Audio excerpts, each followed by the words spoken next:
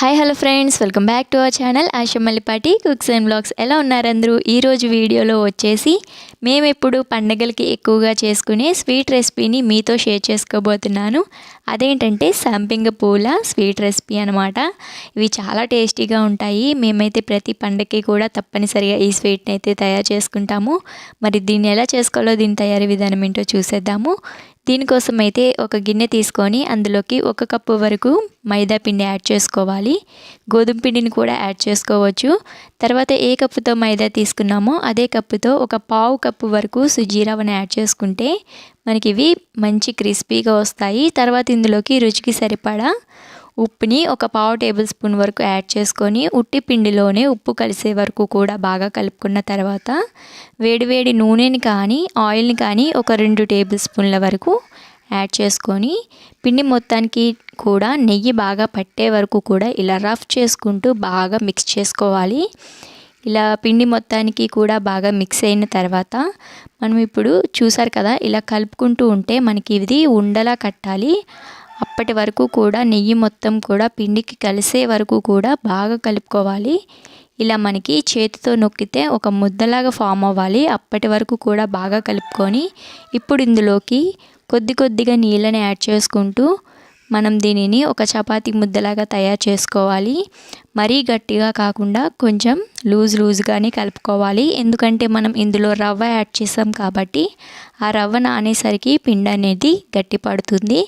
కాబట్టి కొద్దిగా వాటర్ని ఎక్కువే వేసుకొని కలుపుకోవాలి. చూసారు కదా, ఈ విధంగా పిండిని కలుపుకొని మూత పెట్టి ఒక 10 నిమిషాల పాటు నానబెట్టుకోవాలి.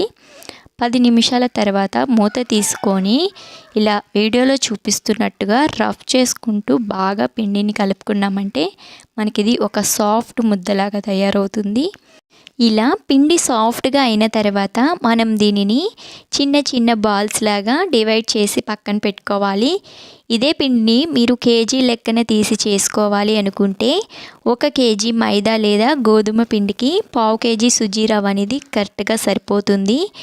మనం సుజీ రవ్వ యాడ్ చేయడం వల్ల మనకి ఇవైతే బాగా గుల్లగా వచ్చి చాలా క్రిస్పీగా ఉంటాయి. తర్వాత ఇక్కడ ఇలా డివైడ్ చేసేసుకున్న తర్వాత నేను ఇక్కడ మొత్తాన్ని కూడా చపాతీలాగా రోల్ చేసుకుంటున్నాను. ఇలా కొద్దిగా పొడి పిండిని యాడ్ చేసుకొని కొంచెం ప్రెజర్ ఇస్తూ, ఎందుకంటే రవ్వ యాడ్ చేసాం కాబట్టి కొంచెం ప్రెజర్ ఇస్తూ చక్కగా చపాతీలాగా ఒత్తుకోవాలి. ఇవి మనకి మరీ పల్చగా కాకుండా కొంచెం, చూసారు కదా, ఇలా మందంగా రోల్ చేసుకున్నారంటే మనకి ఇవి ఎక్కడా కూడా విడిపోకుండా చక్కగా వస్తాయి. తర్వాత చాకు కానీ బ్లేడ్ కానీ లేదా ఇలా కటర్ కానీ తీసుకొని ఇలా మధ్యలో ఇలా చిన్నగా కట్ చేసుకోవాలి. సైడ్స్ ఏవైతే రౌండ్గా ఉంటాయో వాటిని తీసేసి పక్కన పెట్టేసుకోవాలి.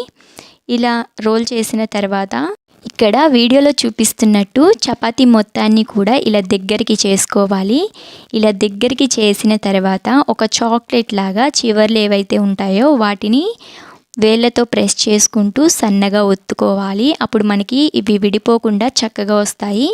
తర్వాత ఎక్స్ట్రాగా పిండి ఏదైతే ఉందో దానిని తీసి పక్కన పెట్టేసుకోవాలి. ఇలా మనకి సంపింగ్ పువ్వు అయితే రెడీ అయిపోయింది. చూసారు కదా, ఇలా రెడీ చేసుకున్న వాటన్నిటిని కూడా ఒక ప్లేట్లోకి తీసుకొని పక్కన పెట్టేసుకోవాలి. ఇప్పుడు నేను ఇంకొకటి కూడా చేసి చూపిస్తున్నాను. చివర్ల ఎడ్జెస్ని మనం రౌండ్గా ఉంటాయి కాబట్టి అవి విడిపోతాయి. వాటిని అయితే మనం పక్కన పెట్టేసుకోవాలి. తర్వాత ఇదే విధంగా దీన్ని కూడా కట్ చేసుకొని సెంటర్లోకి తీసుకురావాలి. ఇలా కట్ చేసేటప్పుడు మనం కదలకుండా చక్కగా ఇలా వీడియోలో చూపిస్తున్నట్టుగా మెల్లమెల్లగా ప్రెస్ చేసుకుంటూ ఒక దగ్గరికి తీసుకురావాలి. ఇలా దగ్గరికి తెచ్చిన తర్వాత మనం చివరి ఎడ్జెస్ని క్లోజ్ చేసేసుకోవాలి. ఇలా క్లోజ్ చేసేసుకుంటే మనకి ఆయిల్లో వేసినప్పుడు విడిపోకుండా ఉంటాయి. అలానే ఎక్స్ట్రా పిండిని పక్కన పెట్టేసుకోవాలి. ఇదే విధంగా అన్నిటినీ కూడా తయారు చేసి పెట్టుకోవాలి. నేనైతే మొత్తం అన్నిటినీ కూడా తయారు చేసేసాను. తర్వాత మిగిలిన పిండి ఇది ఉంది కదా, ఈ పిండిని మనం ఒక 2 నిమిషాల పాటు మరొకసారి బాగా కలుపుకొని దానిని కూడా ఒక సంపింగ్ పూలాగా చేసేసుకున్నామంటే మనకి ఇవి పూర్తిగా రెడీ అయిపోతాయి. ఇలా రెడీ చేసుకున్న వాటిని పక్కన పెట్టేసుకోవాలి. ఇప్పుడు డీప్ ఫ్రైకి ఆయిల్ పెట్టుకొని డీప్ ఫ్రై ఆయిల్ అనేది మనకి మరీ ఓవర్ హీట్లో లేకుండా మీడియం హీట్లో ఉన్నప్పుడే ఫ్రై చేసుకున్నామంటే లోపలి వరకు కూడా క్రిస్పీగా వేగుతాయి. తర్వాత ఇవి వేసేటప్పుడు కొంచెం కదిలించి వేసుకోవాలి. అప్పుడే మనకి ఒకదానికి ఒకటి అతుక్కోకుండా చక్కగా ఫ్రై అవుతాయి. ఇలా ఫ్రై చేసుకున్నప్పుడు మీడియం ఫ్లేమ్లోనే ఫ్లేమ్ అనేది ఉండాలి, లేదంటే ఇవి మాడిపోతాయి కానీ లోపల వరకు వేగవు. కాబట్టి మీడియం ఫ్లేమ్లో పెట్టుకొని చక్కగా మంచి గోల్డ్ కలర్ వచ్చే వరకు కూడా ఫ్రై చేసుకోవాలి. ఇలా ఫ్రై చేసేటప్పుడు మధ్య మధ్యలో కదిలించుకుంటూ ఫ్రై చేసుకున్నామంటే మనకి లోపల వరకు కూడా క్రిస్పీగా ఫ్రై అవుతాయి. ఇలా మనకి మంచి గోల్డ్ కలర్లోకి చేంజ్ అయిన తర్వాత వీటన్నిటిని కూడా ఒక ప్లేట్లోకి తీసుకొని పక్కన పెట్టేసుకోవాలి. ఇదే విధంగా మిగతా వాటిని కూడా వేసుకోవాలి. వేసుకునేటప్పుడు గుర్తుపెట్టుకోవాలి, కదిలించి వేసుకుంటేనే మనకి ఇవి బాగా ఫ్రై అవుతాయి. ఇలా మొత్తం అన్నిటిని కూడా ఫ్రై చేసి నేను ప్లేట్లోకి తీసేసుకున్నాను. ఇప్పుడు మనం మరొక ప్యాన్ని పెట్టుకొని అందులోకి ఒక 1/4 కప్పు వరకు ఏ కప్పుతో పిండిని తీసుకుంటామో అదే కప్పుతో పంచదారని యాడ్ చేసుకోవాలి.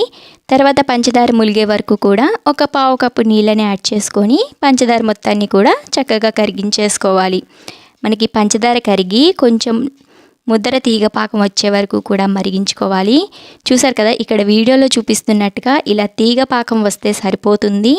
ఈ విధంగా మీకు తెలియట్లేదు అనిపిస్తే ఇంకొక విధంగా కూడా పాకాన్ని చెక్ చేసుకోవచ్చు. ఒక బౌల్లోకి కొద్దిగా నీళ్ళను పోసుకొని అందులోకి పాకం యాడ్ చేసుకొని ఇలా ఉండ కడితే సరిపోతుంది. మరీ ముద్దరగా కాకుండా ఇలా ఉండ కడితే పాకం అనేది పర్ఫెక్ట్గా ఉన్నట్టే.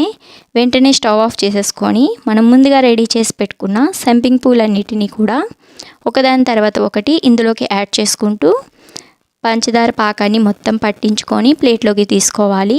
ఇలా పాకంలో వేసి కలిపేటప్పుడు కొంచెం లేట్ అవుతే పాకం అనేది గట్టిపడుతుంది. అప్పుడు మరో కొద్దిగా నీళ్ళని యాడ్ చేసుకొని పాకాన్ని అడ్జస్ట్ చేసుకోవాలి. అలానే పాకంలో వేసి కలిపేటప్పుడు మరీ గట్టిగా కలుపుకోవద్దు. అలా కలిపినట్టయితే మనకి ఇవి విరిగిపోతాయి. కాబట్టి స్లోగా కలుపుకుంటూ పాకాన్ని మొత్తాన్ని కూడా పట్టించుకోవాలి. మనకి ఇవి ఒక 5 నిమిషాలకే చక్కగా ఇలా ఆరిపోతాయి. ఇలా ఆరిపోయిన తర్వాత మనం వీటిని సర్వ్ చేసేసుకోవడమే. ఇవి మనకి 1 మంత్ వరకు కూడా ఫ్రెష్గా నిల్వ ఉంటాయి. చూసారు కదా, మీకు వీడియోలో చూస్తుంటేనే అర్థమైపోయి ఉంటుంది ఎంత క్రిస్పీగా వచ్చాయో. టేస్ట్ కూడా చాలా బాగుంటుంది. మీరు కూడా ఈ రెసిపీని తప్పకుండా ట్రై చేయండి. అండ్ అలానే వీడియో నచ్చితే లైక్ చేయడం మాత్రం మర్చిపోవద్దు. ఫస్ట్ టైం కనుక మన వీడియో చూస్తున్నట్టయితే మరిన్ని మంచి మంచి వీడియోస్ అండ్ రెసిపీస్ కోసం మన ఛానల్ని సబ్స్క్రైబ్ చేసుకొని పక్కనే ఉన్న బెల్ ఐకాన్ని ఆన్ చేసి పెట్టుకోండి. అప్పుడు నేను ఏ వీడియో పెట్టినా మీ వరకు వస్తుంది. Thanks for watching friends.